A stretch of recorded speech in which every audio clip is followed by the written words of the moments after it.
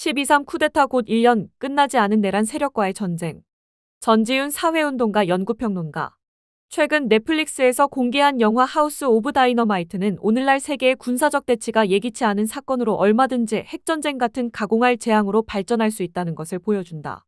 그것이 가져오는 충격과 공포가 이 영화를 보고 나서도 쉽게 잊히지 않는다. 그런데 한국 사회에서 그것은 단지 영화적 상상이 아니었다. 최근에 특검이 밝혀낸 여인영 전 방첩사령관의 메모를 보면 체면이 손상되어 반드시 대응할 수밖에 없는 타겟팅으로 평양, 핵시설 2개소 등을 공격해 저강도 드론 분쟁의 일상화뿐 아니라 최악의 경우에는 노아의 홍수, 즉 전면전의 상황도 감수할 계획이었다는 것이 드러난다. 윤석열 일당은 쿠데타를 일으키기 위해 이 땅을 전쟁터로 만들려 했다는 말이다. 만약 윤석열 일당의 북한 핵시설 2개소 공격이 현실이 됐다면 그것이 낳았을 재앙적 상황은 상상만 해도 몸서리 쳐지고 끔찍할 뿐이다. 뿐만 아니라 윤석열이 공수처의 체포를 피하기 위해서 올해 1월 한남동 관저의 경호처 직원들을 모아놓고 여기는 미사일도 있다. 아작난다고 느끼게 위력 순찰하라고 하면서 위협 사격까지 주문한 상황도 드러나고 있다. 한국 사회와 언론이 정상적이라면 이에 대한 충격과 분노, 윤석열과 내란 공범들에 대한 고발과 강력한 처벌의 목소리가 곳곳에서 계속 울려 퍼져야 한다. 더구나 이제 곧 12.3 쿠데타 1년이다. 그런데 우리가 지금 목격하고 있듯이 지난 보름 동안 언론을 더 크게 도배하고 있는 것은 그것이 아니다. 대장동 재판 항소 포기에 대한 검사들의 집단 반발이다.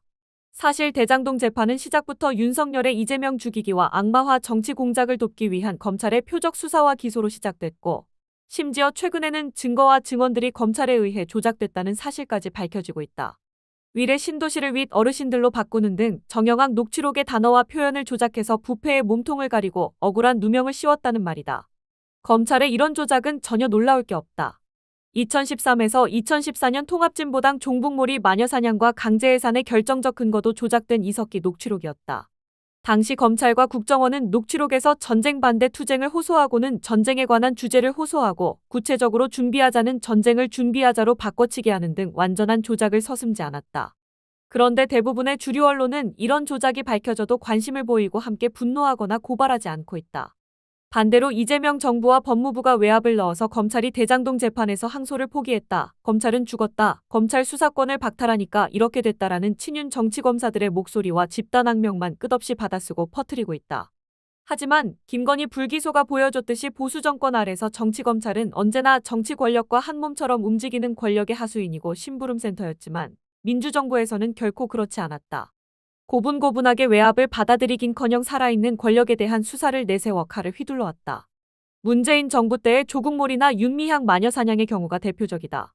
민주정부가 부당한 수사와 기소에 대해서 조금만 통제하려고 해도 집단 반발해왔다. 노무현 정부 때도 법무부가 국가보안법 공안 탄압에 대한 수사와 기소를 통제하려고 하자 검난을 일으켜서 당시 검찰총장과 법무부 장관을 몰아내려고 했다.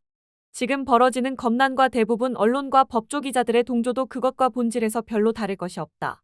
이번에 친윤 정치검사들은 일부러 항소를 포기한 후 이재명 정부가 압박했다고 어그로를 끌고 이것을 친검 언론과 국민의힘이 맞장구를 치고 역시 검찰개혁과 수사권 박탈은 잘못이라는 여론을 조성하면서 자신들의 조작 수사 범죄도 덮어버린다는 구상을 한 것으로 보인다. 몇 단계를 내다보면서 다목적 포석을 두는 것이 정치검사들의 특징이니 말이다. 개혁을 가로막으며 역사의 시계를 거꾸로 돌리려는 것은 친윤 정치검사들만이 아니다. 내란 청산의 주요 길목마다 막아서고 있는 조희대 사법부가 있다. 조희대 사법부가 구성해놓은 영장 전담 판사들은 특검 수사가 윤석열과 김건희의 핵심 범죄 혐의에 대한 수사로 나아가지 못하도록 줄줄이 영장을 기각하고 있다. 또 윤석열의 내란 혐의에 대한 재판을 맡고 있는 직위원 재판부는 무슨 오락쇼 진행자와 같이 재판을 진행하면서 방청석의 윤석열 지지자들에게 귀여우시다, 사랑한다라는 말을 듣고 있다. 윤어게인을 외치는 극우 유튜버들은 직위원 재판부는 우리의 마지막 희망이라며 기대를 숨기지 않고 있고 윤석열이 조만간 다시 석방될 수 있다는 걱정도 커지고 있다. 조희대 사법부의 이런 태도는 사실 당연하다. 조희대 대법원은 지난해 12월 3일 새벽에 긴급 회의를 열어서 계엄 당국에 대한 협조를 논의한 쿠데타의 주요한 공범이기 때문이다. 그러니 12.3 비상계엄은 불법 쿠데타이고 내란이었다라는 법적 확정이 내려지거나 그 총체적 진상이 밝혀지는 것을 바라지 않을 수밖에 없다. 조희대 사법부에게 내란 청산을 기대하는 것은 강도에게 강도를 잡으라고 맡겨놓고 기다리는 격이라는 말이다. 국회 법사위에서 나경원 등 국민의힘 의원들이 사사건건 회의 진행을 막아서며 고성을 지르고 깽판을 치는 것도 그 본질에서 다를 것이 없다.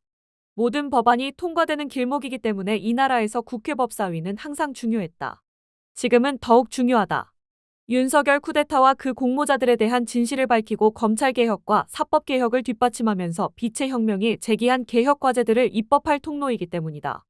법사위가 안정적으로 진행되면서 많은 안건들을 신속하게 처리할수록 자신들의 입지가 줄어드는 구조이므로 국민의힘 의원들은 더욱더 결사적으로 의사 진행을 방해하고 있다.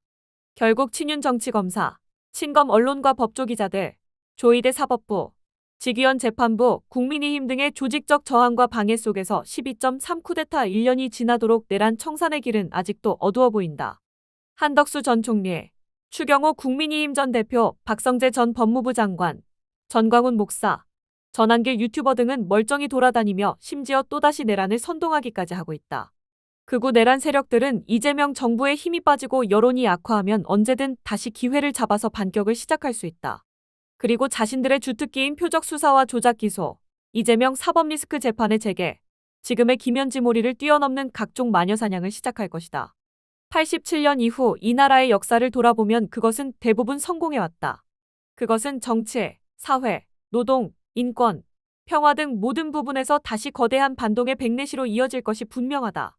모든 노동자들의 권리를 지키고 안전한 일터를 만들어야 한다는 목소리, 혐오와 차별에 고통받는 소수자들의 목소리, 기후정의와 반전 평화를 위한 목소리들은 다시 반국가 세력이라고 낙인 찍히고 짓밟히게 될 수 있다.